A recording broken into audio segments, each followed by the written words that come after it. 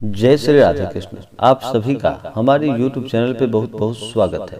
आइए आज सुनते हैं देव उठनी एकादशी की कथा। सबसे पहले तो आप सभी भक्तों को देव उठनी एकादशी की ढेर सारी शुभकामनाएं।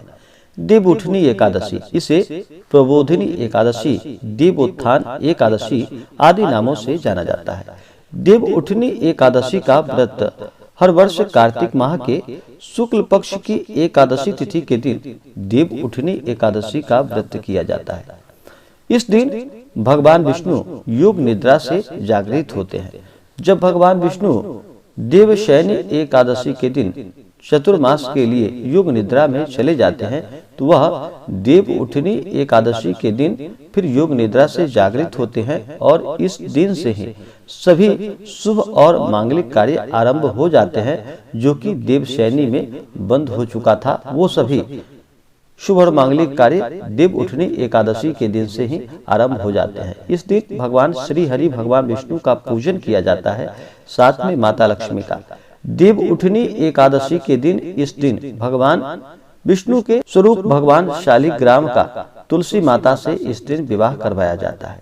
एकादशी का व्रत, इसका बड़ा ही विशेष महत्व माना गया है। यह हर माह के कृष्ण पक्ष और शुक्ल पक्ष की एकादशी तिथि के दिन एकादशी का व्रत किया जाता है। हर व्रत का अपना अपना विशेष महत्व है। इसी प्रकार से देव उठनी एकादशी का अपना विशेष महत्व है। इस दिन जो भी जातक, जो भी भक्त सच्ची श्रद्धा के साथ देव उठनी एकादशी का व्रत करते हैं या कथा श्रवण करते हैं, उन्हें भगवान विष्णु माता लक्ष्मी की कृपा से उनके सभी पाप और ताप नष्ट हो जाते हैं तथा सभी प्रकार के सुख और समृद्धि की प्राप्ति होती है। एकादशी का व्रत यह महान पुण्य फलों को प्रदान करने वाला है और अपने भक्तों को सभी प्रकार से सुख और समृद्धि को प्रदान करने वाला है और अंत समय में मोक्ष को प्रदान करने वाला है। किसी भी व्रत में, किसी भी पूजन में सच्ची श्रद्धा, लगन और निष्ठा का होना अति आवश्यक होता है। इसलिए भगवान पे पूर्ण श्रद्धा रखते हुए इस दिन दिन भर व्रत और उपवास रहते हुए एकादशी का व्रत करना चाहिए। जो भी एकादशी का व्रत करते हैं उन्हें दशमी की दिन से ही इस व्रत के नियम का पालन करना चाहिए। दशमी के दिन से ही मांस, मदिरा, लहसुन, प्याज आदि का त्याग कर देना चाहिए। इस दिन शुद्ध और सात्विक आहार ग्रहण करना चाहिए। रात्रि में ब्रह्मचर्य का पालन करते हुए भगवान नाम का स्मरण करते हुए सोना चाहिए और एकादशी तिथि के दिन सुबह ब्रह्म मुहूर्त में उठ करके नित्य क्रियाओं से निवृत्त हो करके गंगा नदी में या घर के जल में ही थोड़ा सा गंगा जल मिला करके स्नान करना चाहिए। शुद्ध वस्त्र धारण करना चाहिए और भगवान श्री हरि विष्णु के पूजन के लिए मन में संकल्प लेना चाहिए। भगवान से प्रार्थना करनी चाहिए कि हे भगवान विष्णु, माता लक्ष्मी, आज मैं आपके देव उठनी एकादशी का व्रत करने जा रहा हूँ या करने जा रही हूँ।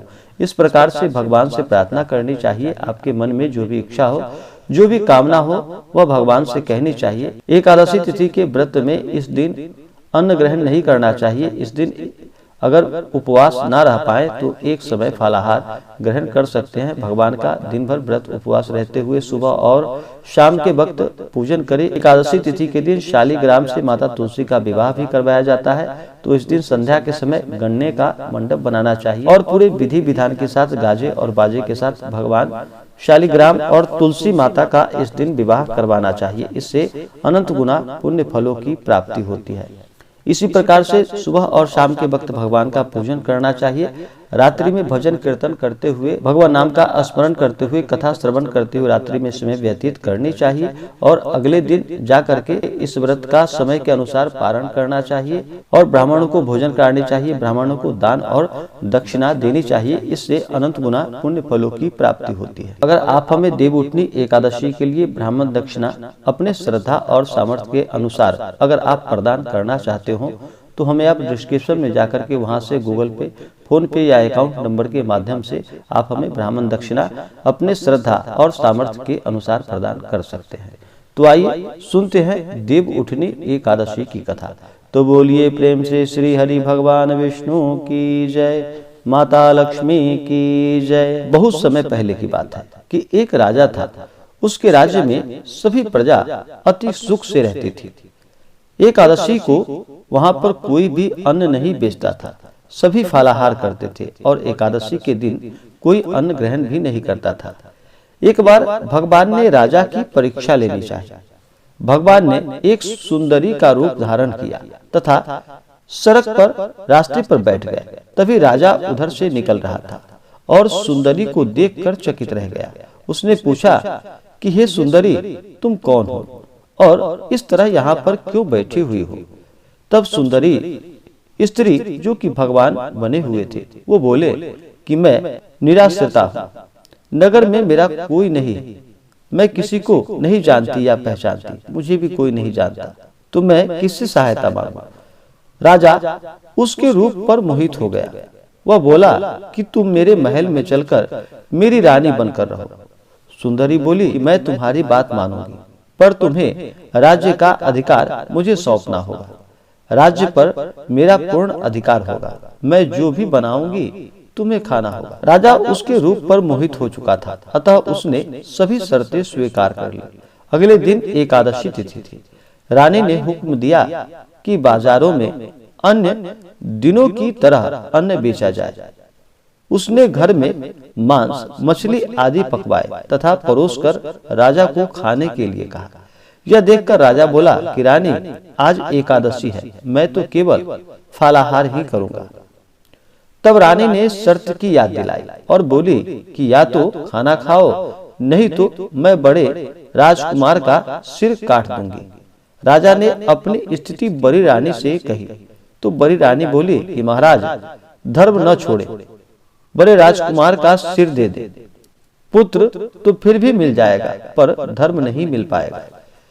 इसी दौरान बड़ा राजकुमार खेलकर आ गया। माँ की आंखों में आंसू देखकर वह रोने का कारण उनसे पूछने लगा, तो माँ ने उसे सारी अपनी स्थिति बतला दी। तब वह बोला कि मैं सिर देने के लिए तैयार हूँ, पिताजी के धर्म की रक्षा होगी और जरूर होगी। राजा दुखी मन से राजकुमार का सिर देने को तैयार हो गया, तो रानी के रूप से भगवान विष्णु ने प्रकट होकर असली बात बताई। राजन, तुम इस कठिन परीक्षा में सफल हुए। भगवान ने प्रसन्न मन से राजा से वर मांगने को कहा, तो राजा बोला कि आपका दिया हुआ सब कुछ है, हमारा उद्धार करे। उसी समय वहां पर एक विमान उतरा। राजा ने अपना राज्य पुत्र को सौंप दिया और उस विमान में बैठकर परम धाम को चला गया। इस प्रकार से जो भी भक्त सच्ची लगन, सच्ची निष्ठा के साथ भगवान का पूजन करते हैं या कथा श्रवण करते या व्रत के नियमों का पालन करते हैं, उन्हें भगवान की कृपा से सभी प्रकार के सुख और समृद्धि की प्राप्ति होती है। तो आशा करता हूँ कि यह जानकारी आपको अच्छा लगा हो। ऐसे ही ज्ञानवर्धक जानकारियाँ प्राप्त करने के लिए हमारे इस चैनल को लाल बटन दबा करके सब्सक्राइब करें, साथ में बेल आइकन घंटी दबाएं, ताकि मेरे वीडियो का नोटिफिकेशन आपके पास सबसे पहले पहुंचे। वीडियो को लाइक और अपने मित्रों तथा दोस्तों के साथ शेयर करें। सुखी रहें और स्वस्थ रहें। जय श्री राधे कृष्ण। धन्यवाद।